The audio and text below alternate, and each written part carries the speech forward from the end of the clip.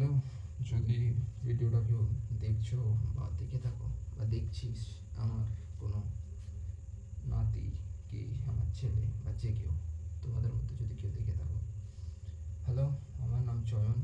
ঠিক আছে, দেখতে পাচ্ছ। হয়তো আমি কেউ চিনে থাকবে, আমাকে কেউ চিনে থাকবে না। তো যেখানে যে জানতে এসছো, আমি কিছু না, নিজের লাইফের একটা স্টোরি ক্যাপচার করতে এসেছি, যেটা আমি চাই সারা জীবন আমার জন্য একটা স্মৃতি হয়ে থাকুক। So let's start. সো ছোটবেলা থেকে আমাদের মনে অনেক ধরনের ইচ্ছা থাকে, লাইক ডক্টর হবো, ইঞ্জিনিয়ার হবো, হ্যাকার হবো, অ্যাস্ট্রোনট হবো, সায়েন্টিস্ট হবো, এরকম অনেক ধরনের ইচ্ছা। সো সেরকম ইচ্ছা নিয়ে আমারও ছোটবেলা থেকে দিল। আমার ছোটবেলা থেকে কোনো ফিক্সড ছিল না যে কী করবো। ধীরে ধীরে যে জিনিসে মন আছে সেই জিনিসটাই ট্রাই করতে লেগে যায়। সেটা যে কোনো পড়াশোনা থেকে, খেলাধুলা থেকে, সেটা যা কিছুই বলো, সব কিছুই আমার পছন্দ। তারপরে হঠাৎ করে আমার মাথায় আসে, আচ্ছা ভাই, যদি আর্মিতে যাওয়া যায় কীরকম হবে। লাইক এইটা হঠাৎ করে আসেনি। তখন একটা ইনসিডেন্ট হয়েছিল আর্মি নিয়ে।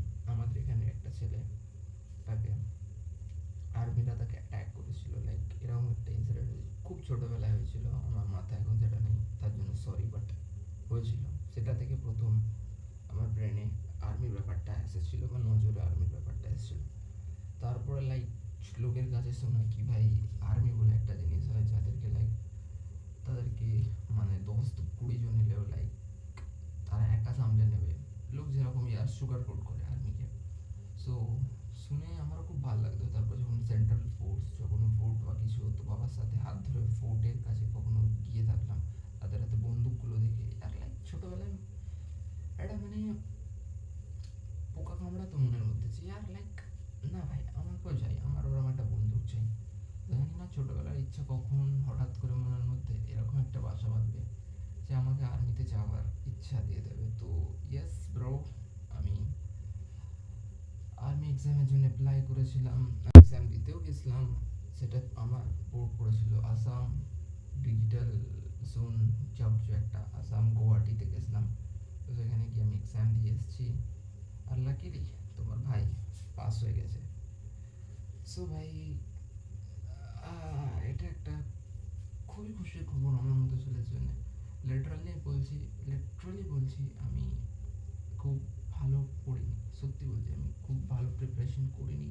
এটা সত্যি, সেটা সত্যি। ভগবানের দয়া বলো বা চেষ্টা বলো, যা হোক কিছু, চেষ্টা করলে কেষ্ট পাওয়া যায়। সো লাইক ইয়ার, আমি পাস করে গেছি। So it's a good thing, right?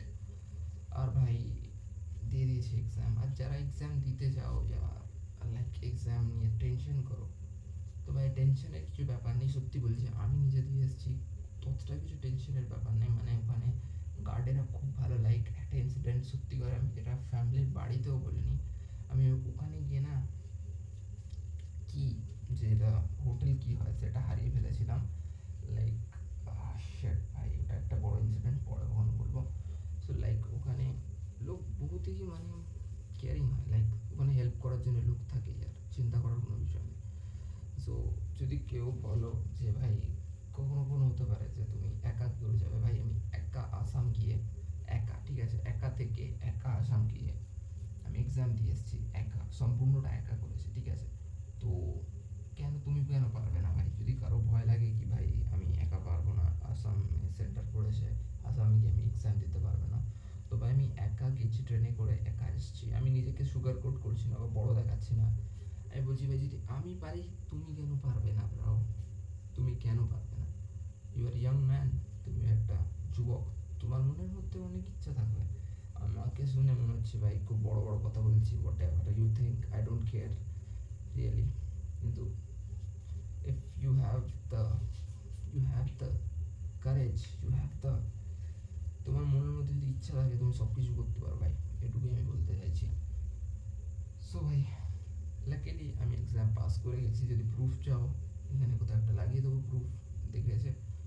So আমি এখানে কেন এই ভিডিওটা বানাতে এসেছি, তো ভাই আজ 20 তারিখ, ঠিক আছে।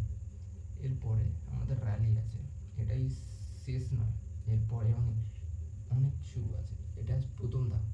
এক্সাম পাস করার পর এরপর ফিজিক্যাল আছে, ফিজিক্যালও খুব সহজ তো নয় আর, লাইক 20%। তোমাকে আমি একটা ডাটা বলছি, আমি এইমাত্র গুগল করলাম যে এইবারে যে 2026-এর যে এক্সাম আছে সেটা কত লোক পাস করেছে। তো গুগল ডাটা দিল 1,11,000 অ্যাপ্রক্স, ঠিক আছে।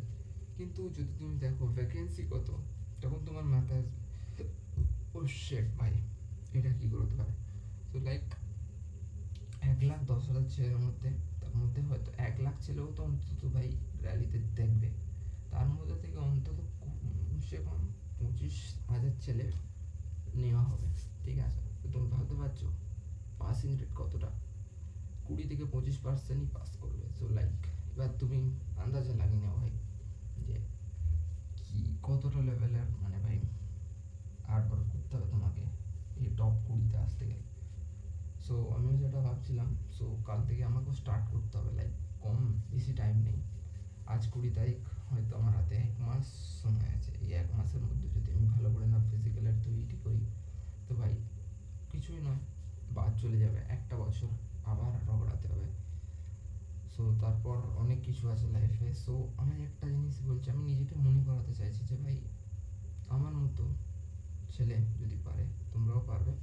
যদি কারোর মনে ইচ্ছা থাকে যা কিছু করার ভাই, শুধু আর্মি বলছি না, তোমার মনে যে কোনো ইচ্ছা থাকে, লাইক তোমার dancer, out of the box যে কোনো কিছু ভাবনা থাকতে পারে, ফুটবলার হওয়ার কিছু কোনো হওয়ার, তো ভাই চেষ্টা করতে হবে। আর চেষ্টাই একমাত্র যেটা তোমার কাছে বেঁচে আছে। যদি তুমি মিডিল ক্লাস হও বা হায়ার ক্লাস হও, ইটস ডাজেন্ট ম্যাটার। কিন্তু তুমি যে হায়ার ক্লাসে তোমার কাছে হয়তো টাকা থাকবে, কিন্তু তুমি যদি মিডিল ক্লাস হও তোমার কাছে তোমার চেষ্টাটাই সব কিছু। তোমাকে চেষ্টা করতে হবে, তোমাকে হার্ডওয়ার্ক করতে হবে, আর নিজের লক্ষ্যে পৌঁছতে হবে। সো আমি এসব বলছি কেন আপনিও জানি না, কিন্তু মনের মধ্যে ছিল বলে দিলাম।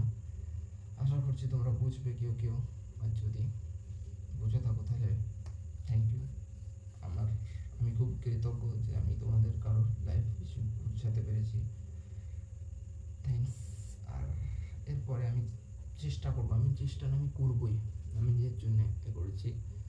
যদি কেউ একজনও আমি যদি রেসপন্স পাই, আমি ল্যাটারালি বলছি ভাই সেই একজনের জন্য আমি পুরো পুরো আমি জার্নিটা কভার করবো, পুরো জার্নিটার আমি একটা শর্ট এই তৈরি করবো, প্রত্যেক দিনের আপডেট আমি তৈরি করবো, নিশ্চয়ই করবো যদি কারো কাজে লাগে। Thank you, thank you gentleman, ladies and gentleman. লেডিসরা দেখছে না, জেন্টলম্যানরা দেখছে, বাবা।